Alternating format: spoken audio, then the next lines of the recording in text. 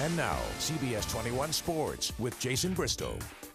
The City Islanders are saving a lot of paper. I mean, who needs scouting reports when the team you're playing in 2 weeks in the biggest match of the year is here tonight at Hershey Park Stadium for a friendly exhibition? That team, the Philadelphia Union, Harrisburg's MLS affiliate. These two will meet for real in the U.S. Open Cup. Early on, Harrisburg finds a slider. Garrett Pettis in for the goal, and Garrett with a little giddy up. It was 1-0 City Islanders. Both teams mixing up their lineups, though, for obvious reasons. Here's Jorge Perlaza with that bullet. The Union ties this at 1-1. Second half, Harrisburg back up one. Lucky Mikasana across. Pettis makes it look so easy. Another goal for him. Harrisburg wins 3-2. Again, the real thing. U.S. Open Cup happens on June 26th. You know, I'm taking this guy as the most remarkable athlete of our time. I mean, you can have your Michael Jordans, your Michael Phelpses, your Tom Bradys. I'm going with Jim Abbott. Born without a right hand, pitched in the major leagues for 10 years. He even threw a no-hitter for the New York Yankees. He was an inspiration to millions, and he still is. Hey, all you guys that are here, this is Jimmy Abbott. Jim stopped by the clubhouse at Metro Bank Park to meet some players and coaches from the Harrisburg Senators, gave the guys a little pep talk. So when did he really realize the impact he could have on others? He says it was as soon as he made the major leagues. You know, going to Yankee Stadium or Fenway Park or Texas or Anaheim, and in a lot of cases, way worse than mine. Jim also signed some autographs, took some pictures, does a couple of motivational speeches a month. He also has a book out now. Jim was here for the PA Industries for the Blind and Handicapped, that organization holding a special awards dinner tonight, and Jim was the main speaker. That dinner honored extraordinary workers living with disabilities. And while the Senators were rained out, the Nationals in Toronto, Davey Johnson perhaps pondering the exchange rate, who knows.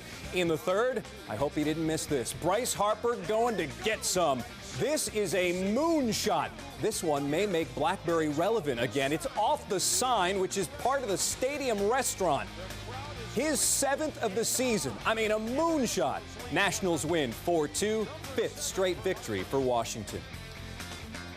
And the City Islanders not only won a friendly tonight, they were very friendly with a middle school student from York County. That student lived his dream by meeting the goalies from both the Union and City Islanders. His name is Alex Clapper, or AC. He and his buddies from the Hanover Storm also played a little game on the turf during halftime. Now, AC was diagnosed with Lyme disease 3 years ago and then came down with a possible neurological disorder that causes extreme exhaustion. Thankfully, he's been feeling much better. I feel very lucky because it's just sad that I've been able to play soccer through almost the whole thing. And that is a good thing. Alex missed over 25 days of school this year, but still received A's. He'll be entering 8th grade in the fall. Wow. Overcoming something. And now, CBS 21 Sports with Jason Bristol. I'm telling you, it's hard to screw up hockey, but the NHL is certainly trying to, huh? More on that later. Tonight, this beautiful game, though, was back on in D.C. Almost. It's the American Hockey League showcase at Verizon Center. The Bears facing Norfolk. There's a nice moment. This, not so nice. Right after the puck drops, the Admirals skating in and going up top. Brandon McMillan past Braden Holtby. 1-0, just 10 seconds in. But the Bears recover. Hershey finding the open man, and that open man is Evan Barlow. He scores his first of the season. It's now 1-1. Third period, still tied. Bears working. Ryan Patolny inside that circle with a blast, tough angle. His first as well. He's back from injury, and this feels good. Hershey wins 2-1. The Bears have now taken 4 of 5. As for the National Hockey League, we could listen to the commissioner or Donald Fear from the players going blah, blah, blah tonight. But here's the bottom line. There has been a setback, according to the players, and this lockout continues. The owners have rejected the players' latest offer. And if size matters in high school hockey, Anvil Cleona is in great shape. This team has one of the largest players in the CPIHL and one of the smallest. Dalton Kapp is 6'2", 240 pounds, and the little Dutchman also have Billy Bennett, who is 5'4" and only 120 pounds. Each player helps out in his own way, and they're both happy with who they are. I don't get knocked down near as often. because there's not many kids my height that'll be able to take me. That's his off. Billy's more finesse type player, he's a good wrist shot. Billy's still growing, though, so his shot will get a little harder. Anvil Cleona on the ice tonight at Milton Hershey School, scrimmaging. The Dutchman, 2-1 thus far in Division II. Ben Roethlisberger feels better and looks better, so he will start now against the Chargers. Yesterday the Steelers were saying Charlie Batch would, but not any longer. Bad news for Steelers fans, though. We are showing the Ravens and Redskins Sunday because we're designated a Ravens secondary market by the NFL. It's based on geography. We are closer to Baltimore than we are Pittsburgh. Do you remember 1985 when Bishop McDevitt had one of the best backfields in the entire country? Two kids running over 1,000 yards apiece, both Jimmy Bryant and Sean Borowski. Again, that was 28 years ago. Hasn't happened since either. Until now, Bishop McDevitt once again has 2,000-yard rushers. They are Andre Robinson on the left and Rashad Lawson on the right. Both are underclassmen as well. Robinson, number 5, 1,002 yards rushing this season, while Lawson, number 3, has gained 1 more yard than Robinson. McDevitt playing Erie Cathedral Prep tomorrow night in the state semifinals. These kids say the running game is about more than just them.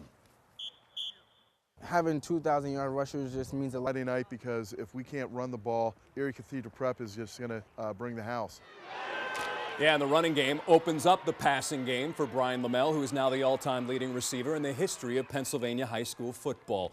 That game tomorrow night at Clearfield High School. Yeah, it's going to be big. And now, CBS 21 Sports with Jason Bristol. There are some things you do not expect to see at a baseball game, like a rain delay when there's no rain. Yeah, we had that tonight in Lancaster. But we also had this, a guitar player with no arms.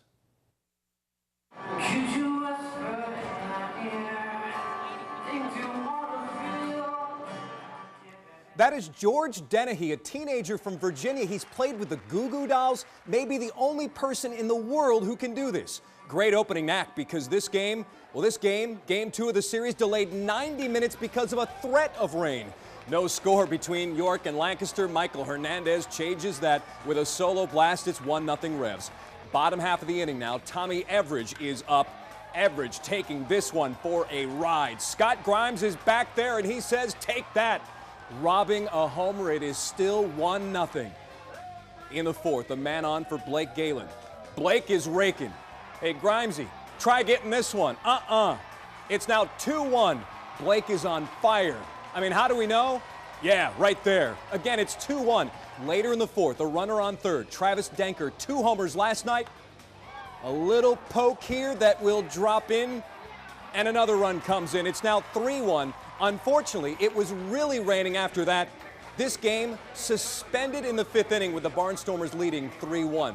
Now, this game will finish tomorrow night, picked up in the 5th inning. The entire series has been pushed back as well. If there is a need for a Game 5, it will now be on Monday and not Sunday. Hey, that catch by Grimes was good, but this one off the charts. Pirates and Mets. Travis Snyder, right field. Snyder, right place, right timing. Oh, come on now. Come on. Mets can't believe it. Look at this catch. Still, the Mets beat the Pirates 6-5. Cameron Gallagher from Manheim Township is well on his way. Cam was just named one of the top prospects in the Appalachian Rookie League by Baseball America. Cam is a catcher, drafted last year in the 2nd round by the Kansas City Royals. The Phillies' final home game of the year. The misery is almost over. Michael Morris from the Nationals. Oh, going to the backyard. Make it the bullpen. One of the longest home runs hit by a right-hander we have seen here. 451 feet. Nationals win 7-3. Gio picks up win number 21. The Nats up 4 with 6 to play. The Phillies, well, they're essentially toast. The Phillies finishing under 500 at home. So you saw that game on My 21-2. Now we only have 2 more Phillies games left on the CW, both against the Marlins, Friday and Sunday. Well, the dream lives on for a former major leaguer who's also played in the Atlantic League.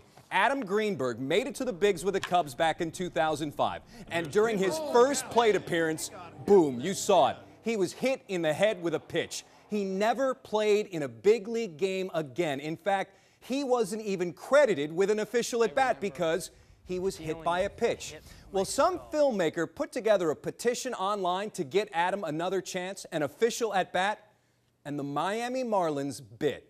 Greenberg will get one more try now, 7 years later. Well, I'm 31 going on. How do you do that?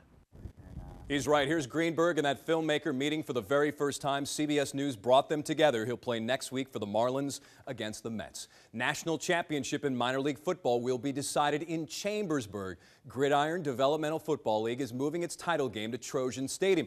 That is huge for the Central Penn Piranha, being that it's already made the title game. The Piranha has played there twice before. Central Penn will face either a team from Buffalo or Indianapolis on October 13th. And the game will start at 7:30. Hurricane Isaac messed with the schedule. The game was supposed to be played in Orlando, Florida. Now it's being moved to Chambersburg, which is certainly good for minor league football fans around here. Gotcha. Sure. And now, CBS 21 Sports with Jason Bristol.